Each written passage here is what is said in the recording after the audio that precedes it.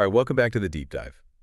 Today, we're really zeroing in, taking a specific condition, croup, and pulling apart some MSRA pediatric revision notes. You know, that laryngotracheobronchitis thing? Sounds serious, but it's that classic barking cough. Our mission is pretty straightforward. Pull out the absolute must-know info straight from these notes, make it clear, sticky, get those key facts locked down for your revision. Think of this as like your shortcut through this specific material on croup. And focusing like this, just on the notes provided, is actually really, really good for revision. Helps you nail down what's likely to pop up, streamlines things. Okay, let's dive right in then. What do these notes actually say croup is, the core definition? So, fundamentally, it's described as a viral infection, upper airway.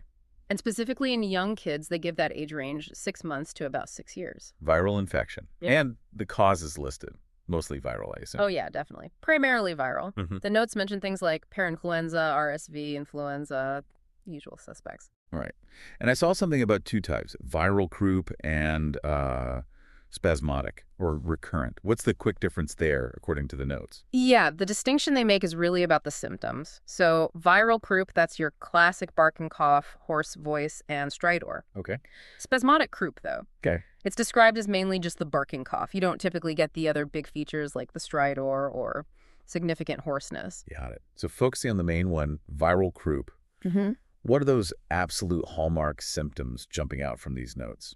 It's that classic triad, really. The characteristic barking cough sounds like a seal, people say, a hoarse voice, and crucially, stridor, that noisy breathing, especially when breathing in. Stridor, right. And diagnosis, how do the notes say that works? It's clinical, based on those signs and symptoms you see and hear. And they specifically flag stridor as like a key indicator, not just of croup, but how severe it might be. Okay, so stridor equals pay attention. Definitely. And while we'll get into the management details later, the general approach mentioned is, supportive, fluids, maybe some humidified air. And then for the more severe end, it mentions corticosteroids and nebulized adrenaline. And prognosis? Generally okay. Yeah, generally good. Mostly mild, self-limiting is how it's put. Yeah. But they do mention that rare complication, upper airway obstruction, it can happen. Okay. Oh, and a quick memory tip. That long name, laryngotracheobronchitis. Yeah. Let's break it down. Larynx, trachea, bronchi. It tells you exactly where the inflammation is happening according to these notes. Helps picture it. Larynx, trachea, bronchi. Inflammation. Yeah, that's actually pretty helpful. Okay, let's dig a bit deeper into the causes. The notes get quite specific on the viruses, right? They really do. They emphasize parainfluenza viruses, types 1, 2, and 3, apparently responsible for like 75% of cases. Wow, 75%. Yeah, and human parainfluenza virus 1, HPIV1, is singled out as the most common one within that group. HPIV1, 75%. Okay, that feels like a high-yield number from this source. Definitely one to flag. What else is on the list? So other viruses mentioned are influenza A and B, adenovirus, RSV, rhinovirus, even enterovirus. So it's not just HPIV1, but that's the big player. And they briefly mentioned bacteria, Mycoplasma, diphtheria. Yeah, less common causes. But the key practical point in the notes is that the type of bug virus or bacteria doesn't actually change your initial management steps. Right. You treat the presentation first, based on these notes anyway. Exactly. Okay, now this is the really interesting bit for me. How does the virus actually do that? Cause those scary symptoms? What's the pathophysiology described here? Okay, so the notes lay it out pretty clearly. The virus likes the subglottic region and the laryngeal mucosa, so that bit just below the vocal cord. The glottic, okay. And it causes inflammation there, swelling or edema. Now, in little kids, that airway is already pretty narrow. Right. So the swelling makes it really narrow, significantly restricts the airway lumen. Okay, so inflammation, swelling, narrowing. Yep.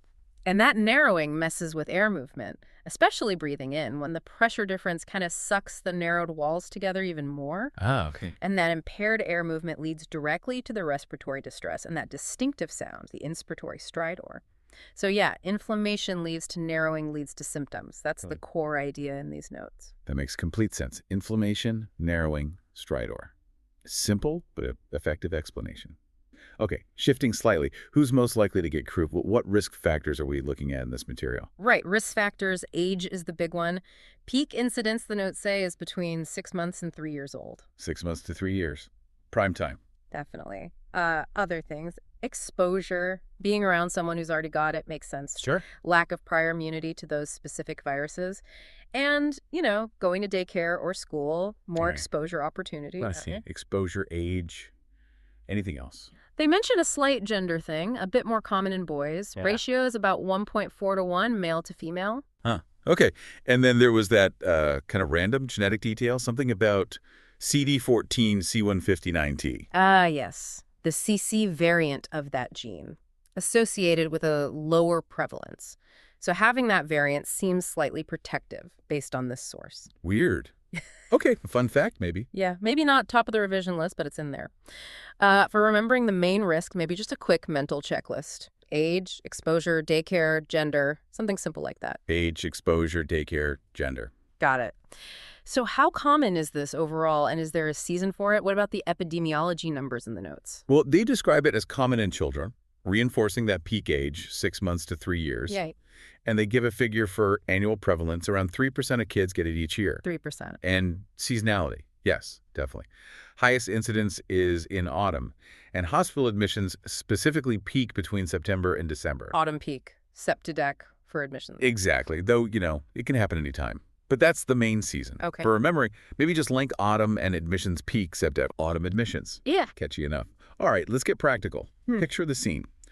What does a child with croup actually look like based on these notes, the clinical features? So the typical picture they paint is that barking cough we've mentioned, hoarseness, inspiratory stridor, often heard when the child is resting, maybe a low-grade fever, and signs of respiratory distress, breathing fast, pulling in at the chest or neck muscles. Okay, that works.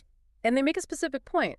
Symptoms often get worse at night, or if the child gets upset or cries, that nighttime worsening is really characteristic. Right, the midnight bark. Yeah. We said diagnosis is clinical, maybe starts like a cold, Right. but that stridor, that's the key differentiator, yeah. And points towards severity. Absolutely. Stridor is the big flag. And these notes give a really useful way to categorize severity. They break it down into mild, moderate, severe, and then the really critical one, impending respiratory failure. Okay, let's break those down. What defines each level according to the notes? Right. So, mild croup. You've got the barking cough, maybe some hoarseness, and this is key, no stridor when the child is calm and at rest. Maybe a little bit of chest wall recession, maybe a bit lethargic, but no resting stridor. No stridor at rest. Mild. Got it. Moderate croup, you've got the bark, the hoarseness, and stridor that's audible even when the child is resting. You'll also see definite chest wall recession. But the notes specify no significant agitation or marked lethargy. They're distressed but not agitated or floppy. Stridor at rest. Recession, but not agitated. Moderate. Okay. Severe croup. All the above bark, stridor at rest, recession, plus the child is either agitated or significantly lethargic. That change in their mental state, combined with the other signs, bumps it up to severe. Okay, agitation or lethargy is the marker for severe. Exactly. And then impending respiratory failure, that's the most serious. Signs include increasing difficulty breathing, the child getting obviously tired out, maybe starting to look bluish or dusky cyanosis, decreased consciousness, or their heart rate going really fast, tachycardia, the body's struggling to cope. Wow, okay. That's a very clear progression based on stridor, recession, and mental state. So what does that assessment immediately tell you about next steps according to these notes? Where do they go? It basically dictates hospital admission. The notes say admission is required for moderate or severe cases, definitely for impending failure, and also if there are other high-risk factors present. Okay. They also mention considering admission even for mild cases if certain risk factors are there. Right, so for revision, maybe flashcards or a mental checklist based on those signs. Cough, stridor at rest, recession, agitation, lethargy. Helps you categorize. Yeah, absolutely. Linking stridor plus recession to moderate severe is a good starting point. Okay, so diagnosis is clinical. But are investigations ever needed, or is it generally avoided initially based on these notes? The notes definitely emphasize clinical diagnosis first and foremost, but they do list situations where investigations might be useful to help manage or maybe rule out other things. Like what? Well, pulse oximetry, checking oxygen sats, and SO2 below 95% is flagged as significant. Okay, O2 sats. Makes sense. Imaging like x-rays or maybe neck ultrasound could be considered in severe cases, or if the presentation is a bit unusual, atypical. Right. A rapid flu test is mentioned as a possibility. Maybe a flu is circulating, but they add a practical note that doing the swab can be quite distressing for a child who's already struggling to breathe. Fair point. And then laryngoscopy, actually looking down with a scope that's really reserved for atypical cases, or if you strongly suspect something else is going on, like from that differential list. Okay. What about that classic X-ray sign people talk about with croup? Is that in the notes? Yes, the steeple sign, it's mentioned, seen on a front-on-chest X-ray, a PA view. It shows that narrowing of the airway just below the vocal cords, the subglottic area, looks like a church steeple tapering upwards. Steeple sign. Got it. And importantly, they contrast it with the thumb sign. That's seen on a lateral neck X-ray from the side. It shows a swollen epiglottis, looks like a thumbprint. That's the sign for acute epiglottitis, a totally different, very serious diagnosis. Steeple for croup, thumb for epiglottitis. Exactly. Great visual mnemonic. Steeple tapering airway, croup. Thumb swollen lump, epiglottitis. Helps keep them straight. Excellent.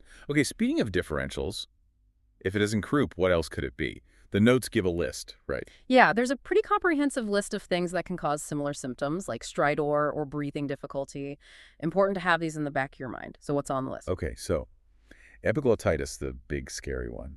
Bacterial tracheitis, another serious infection. Foreign body aspiration kit, inhale something small. Retropharyngeal abscess infection behind the throat. Allergic reaction? Yep, allergic reaction or angioneurotic edema, sudden swelling. Also things like vocal cord dysfunction, laryngomalacia, though that's usually younger infants with a different type of stridor, peritonsillar abscess or quinsy, and rarer things like laryngeal mucosal lesions or vocal cord paralysis. Wow, quite a list. It is. But the notes suggest that the features of croup, that specific barking cough, the typical age group, usually help you differentiate. Like epiglottitis often has a muffled voice, drooling, looks really toxic, very different from the croup picture. Okay. For revision, maybe group them. Or definitely focus on remembering the life-threatening ones you absolutely can't miss. Epiglottitis, foreign body, bacterial tracheitis. Knowing those cold is probably high yield. Right. Know the whole list, but really know the emergencies. Makes sense. Okay. We've diagnosed it. We've assessed how bad it is. We've thought about mimics. Now, the crunch time. Management. What's the plan according to these notes? This feels key for revision. Absolutely. The overall goal stated is simple. Relieve the symptoms, provide supportive care. And the main tools. General strategies mentioned are hydration, keeping the child comfortable. Humidified air gets a mention, but they later note it's kind of anecdotal, maybe not super evidence-based. The core medical treatments are oral corticosteroids, and for the moderate to severe end, nebulized epinephrine adrenaline. Okay, let's start mild. Kid doesn't need the hospital. What's the home management advice and the first prescription? Right, so for mild croup, no hospital needed. The notes are very specific.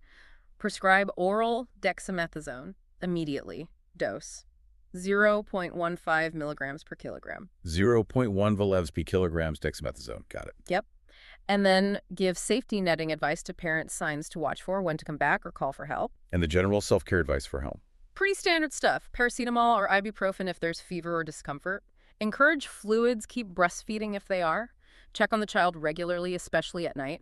And arrange follow-up as needed. Okay, that 0.15 milligram dex dose seems really emphasized for mild cases. What about the steroid options overall, and when does adrenaline come in? So the aim of treatment is reducing that airway obstruction and inflammation. Steroids are key. The notes list a few options. Prednisolone, orally, 2 milligrams daily for 3 days. Or that single oral dose of dexamethasone, 0.15 milligram a kilom, that dose pops up again. Or nebulized budesonide, single 2 milligram dose. Dex seems like the star here. It does seem highlighted. Then moving up, for moderate croup, the notes say steroids plus nebulized adrenaline. The dose given is 5 milliliters of the 1 in 1,000 adrenaline solution via nebulizer. Moderate steroids plus adrenaline. Okay, and for severe croup. Steroids, nebulized adrenaline, and consider adding oxygen if their SATs are low. And the notes mention intubation might be needed if they progress to actual respiratory failure. Got it. What about things not to do or stuff that's less proven? You mentioned steam. Yeah, the notes reiterate home management for mild cases, and they specifically call steam use anecdotal, so not something they're strongly recommending based on evidence. Oh, okay. They also mention that only about 10% of kids with croup end up needing hospital support, and most who are admitted get better and go home pretty quickly after treatment, though kids with underlying issues might need longer monitoring. And persistent symptoms always need checking out. And for real emergencies, what's the immediate go-to? High flow oxygen and nebulized adrenaline. That's the immediate response mentioned for severe distress. Okay. Now, there was a crucial bit about CKS recommendations. Yes. This feels really important. The notes highlight the CKS clinical knowledge summaries recommendations. They state that a single dose of oral dexamethasone, that 0.15 mg/kg dose again, should be given to all children presenting with croup, irrespective of the severity. All children, mild, moderate, severe. That's what these notes specify based on the CKS recommendations. Prednisolone is the alternative if dex isn't available. That universal dexamethasone dose feels like a major take-home point from this source. Wow, okay. 0.15 mg/kg dex for everyone. That's definitely one to remember. Absolutely. So for revision, pillars are steroids, dex, adrenaline, moderate, severe, supportive care, and maybe map it out. Mild dex, moderate dex plus adrenaline, severe moderate dex plus adrenaline plus O2 support. That simplifies it nicely. Okay, nearly there. Prognosis. What's the typical outcome based on these notes? And any nasty complications to be aware of? Generally, the prognosis is good. Most kids get better on their own in a few days. That's good to hear. And they break it down by severity again. Mild often resolves itself, but dex speeds it up. Moderate usually clears up fine without complications. And even severe cases do really well with the dexamethasone and adrenaline treatment. Excellent prognosis is the term used. So even severe cases usually end well with treatment, but what are the rare worst-case scenarios mentioned? The main serious risk is that severe upper airway obstruction we talked about, potentially leading to respiratory failure. The notes quote an intubation rate of about 1–3% for those kids heading towards respiratory failure. Okay, small percentage, but serious.